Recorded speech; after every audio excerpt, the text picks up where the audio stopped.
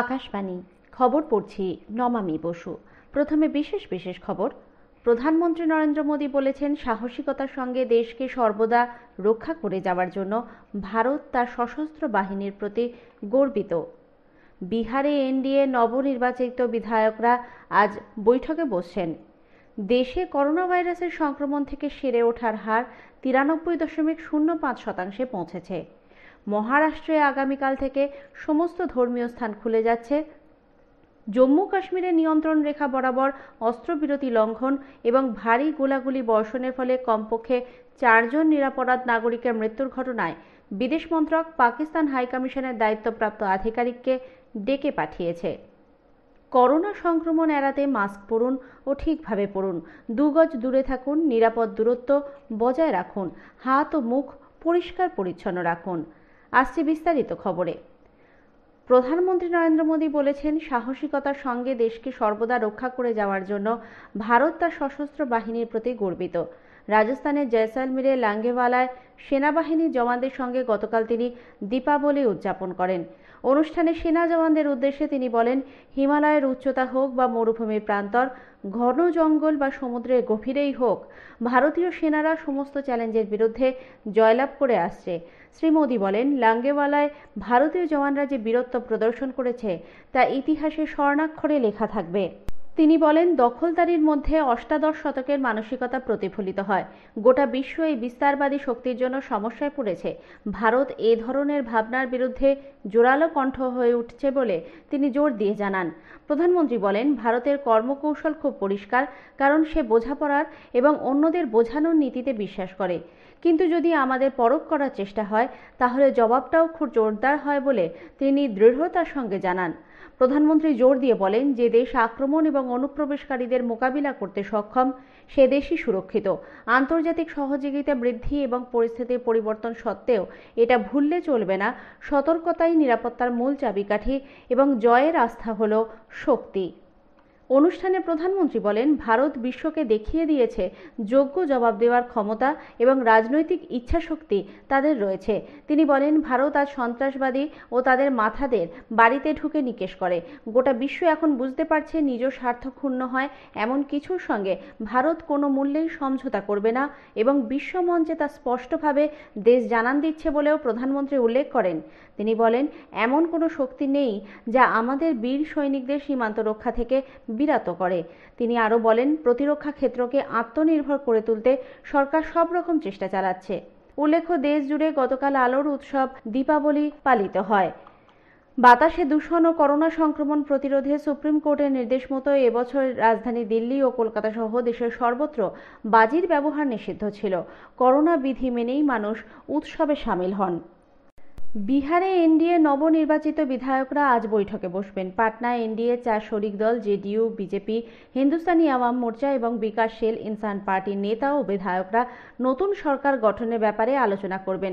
বৈঠকে নতুন মন্ত্রিসভায় প্রত্যেক দলের সদস্য এবং বিধানসভার অধ্যক্ষ নির্বাচন করা হতে পারে। আকাশবাণী সংবাদদাতা জানাচ্ছেন, এর আগে প্রতিটি শরিক দল নিজেরা বৈঠক করবে। পরে এনডিএ রাজ্যে নতুন সরকার গঠনের দাবি জানাবে। নতুন মুখ্যমন্ত্রী ও মন্ত্রিসভার অন্যান্য সদস্যদের শপথ গ্রহণের দিনক্ষণ এরপর স্থির করা হবে। প্রাথমিকভাবে আগামীকাল শপথ গ্রহণের দিন স্থির করা হয়েছে। উল্লেখ্য, 243 আসনের বিধানসভায় বিজেপি একাই পেয়েছে 74টি আসন। এছাড়া জেডিইউ 43, হিন্দুস্তানি আওয়াম মোর্চা এবং বিকাশশীল ইনসান পার্টি 4টি করে আসন দখল করেছে। একজন নির্দল বিধায়ক সুমিত সিং ইতিমধ্যেই এনডিএ সরকারের প্রতি তাঁর সমর্থনের কথা ঘোষণা করেছেন। প্রধানমন্ত্রী নরেন্দ্র মোদী মধ্যপ্রদেশের বিজেপি নেতা কৈলাস সারাঙ্গের মৃত্যুতে গভীর শোক প্রকাশ করেছেন। এক টুইট বার্তায় শ্রী মোদী বলেন, কৈলাস সারাং মধ্যপ্রদেশে বিজেপিকে আরও শক্তিশালী করে তুলতে অক্লান্ত পরিশ্রম করেছেন।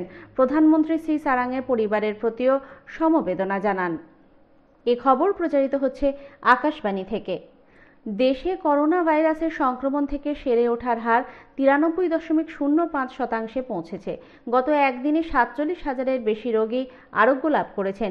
এই নিয়ে 81,63,000-এর বেশি আক্রান্ত সুস্থ হয়ে উঠলেন। বর্তমানে রোগীর সংখ্যা মোট আক্রান্তের মাত্র 5.48%, যা প্রায় 4,80,000। গত 24 ঘন্টায় নতুন করে 44,684 জন সংক্রমিত হওয়ায় মোট আক্রান্তের সংখ্যা 87 লক্ষ ছাড়িয়ে গেছে। এই একই সময়ে আরও 520 জনের মৃত্যু হওয়ায় মৃতের সংখ্যা বেড়ে হয়েছে 1,29,188। মৃত্যুর হার আরও কমে হয়েছে 1.47%। করোনা সংক্রমণের চেন ভাঙতে দেশে লাগাতার অধিক নমুনা পরীক্ষা করা হচ্ছে বলে স্বাস্থ্য মন্ত্রক জানিয়েছে। পরপর বেশ কয়েকটি টুইট বার্তায় মন্ত্রক জানিয়েছে, এবছরের জানুয়ারিতে সামান্য সংখ্যা থেকে নভেম্বরে এসে মোট 12 কোটির ওপর নমুনা পরীক্ষা করা হয়েছে। গত 6 সপ্তাহ ধরে প্রতিদিন গড়ে প্রায় 11 লক্ষ নমুনা পরীক্ষা করা হচ্ছে। মন্ত্রক জানিয়েছে, উচ্চ হারে নমুনা পরীক্ষার জন্য দ্রুত রোগ নির্ণয়, সময় মতো উপযুক্ত চিকিৎসা সম্ভব হচ্ছে, ফলে সংক্রমণ এবং মৃত্যু হারও কমেছে। এদিকে গত একদিনে দেশে 9,29,000 নমুনা পরীক্ষা করা হয়েছে বলে মন্ত্রক জানিয়েছে। পশ্চিমবঙ্গে করোনা সংক্রমণ থেকে সুস্থতার হার 91.04% পৌঁছেছে। গত 24 ঘন্টায় নতুন করে 3,823 জন করোনায় সংক্রমিত হওয়ায় এখনও পর্যন্ত মোট 4,28,498 জন এই রোগে সংক্রমিত হলেন। অন্যদিকে তার মধ্যে 3,90,096 জন সুস্থ হয়ে উঠেছেন। গত 24 ঘন্টায় রেকর্ড সংখ্যক 4,479 জন করোনা থেকে সংক্রমণ মুক্ত হয়েছেন। এই সময়ে করোনা আক্রান্ত আরও 53 জনের মৃত্যু হয়েছে। ফলে এই নিয়ে রাজ্যে করোনা আক্রান্তে মোট মৃতের সংখ্যা বেড়ে হল 7,610 জন। মহারাষ্ট্রে আগামীকাল থেকে সমস্ত ধর্মীয় স্থান খুলে যাচ্ছে।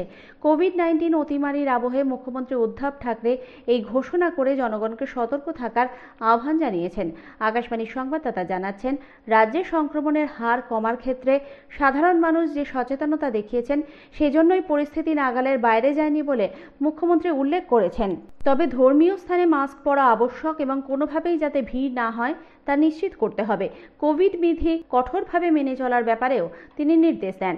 এদিকে বিশ্বে করোনা ভাইরাসে আক্রান্তের সংখ্যা 5,42 লক্ষ ছাড়িয়ে গেছে। এখনও পর্যন্ত মৃত্যু হয়েছে 13,16,000-এর বেশি মানুষের। সুস্থ হয়ে উঠেছেন 3,77 লক্ষের বেশি আক্রান্ত। নিউ ইয়র্কে সংক্রমণের দ্বিতীয় ঢেউ রুখতে বার এবং ক্লাবগুলিকে রাত 10টার পর বন্ধ করে দেওয়া হয়। কিছু কিছু এলাকায় সোমবার থেকে পুনরায় অনলাইন স্কুল চালু করার পরিকল্পনা চলছে। বিদেশমন্ত্রী এস জয়শঙ্কর কোভিড-19-এর প্রতিষেধক সব দেশের কাছে সহজ ও সুলভ করে তুলতে প্রধানমন্ত্রী নরেন্দ্র মোদীর সহায়তার কথা পুনর্ব্যক্ত করেছেন। গতকাল পঞ্চদশ পূর্ব এশিয়া শিখর সম্মেলনে যোগ দিয়ে ভার্চুয়ালি তিনি একথা জানান। ভিয়েতনামের প্রধানমন্ত্রী নুয়েন জুয়ান ফুর পৌরোহিত্যে আয়োজিত এই সম্মেলনে 18টি ইস্ট এশিয়া গোষ্ঠীভুক্ত দেশই যোগদান করে।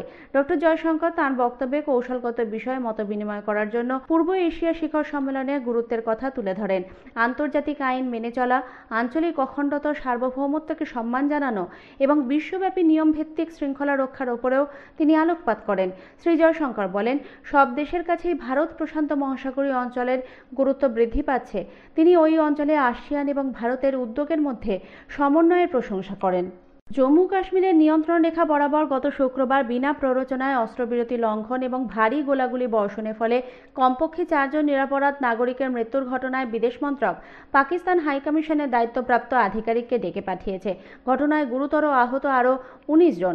এক বিবৃতিতে মন্ত্রক জানিয়েছে, জম্মু কাশ্মীরে শান্তি বিঘ্নিত করার জন্য পাকিস্তান ইচ্ছাকৃতভাবে উৎসবের মৌসুমে অস্ত্রবিরতি লঙ্ঘন করেছে। ভারত এর তীব্র নিন্দা করে। পাক বাহিনীর বিনা প্ররোচনায় গুলি বর্ষণ সহ সীমান্তে সন্ত্রাসবাদী অনুপ্রবেশে পাকিস্তান যেভাবে লাগাতার মদত জুগিয়ে আসছে, ভারত তারও কঠোর প্রতিবাদ জানায়।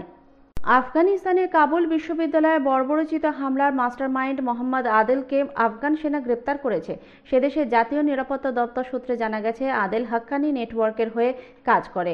উল্লেখ্য, এ মাসের 2 তারিখে 3 জঙ্গি বিশ্ববিদ্যালয়ের ক্লাসে ঢুকে নির্বিচারে গুলি চালিয়ে কমপক্ষে 22 জনকে হত্যা করে। আহত হন আরও 27 জন। খেলো ইন্ডিয়া কর্মসূচির আওতায় 500টি বেসরকারি একাডেমিক কেন্দ্র আর্থিক সাহায্য পাবে। কেন্দ্রীয় ক্রীড়ামন্ত্রী কিরেন রিজিজু এক টুইট বার্তায় জানিয়েছেন, প্রথম দফায় অলিম্পিকে 14টি খেলার জন্য এই প্রতিষ্ঠানগুলিকে আর্থিক সাহায্য দেওয়া হবে। শেষ করার আগে খবরের বিশেষ অংশ আরও একবার। প্রধানমন্ত্রী নরেন্দ্র মোদী বলেছেন, সাহসিকতার সঙ্গে দেশকে সর্বদা রক্ষা করে যাওয়ার জন্য ভারত তার সশস্ত্র বাহিনীর প্রতি গর্বিত। বিহারে এনডিএ নবনির্বাচিত বিধায়করা আজ বৈঠকে বসছেন। দেশে করোনা ভাইরাসের সংক্রমণ থেকে সুস্থতার হার 93.05% পৌঁছেছে। খবর শেষ হলো।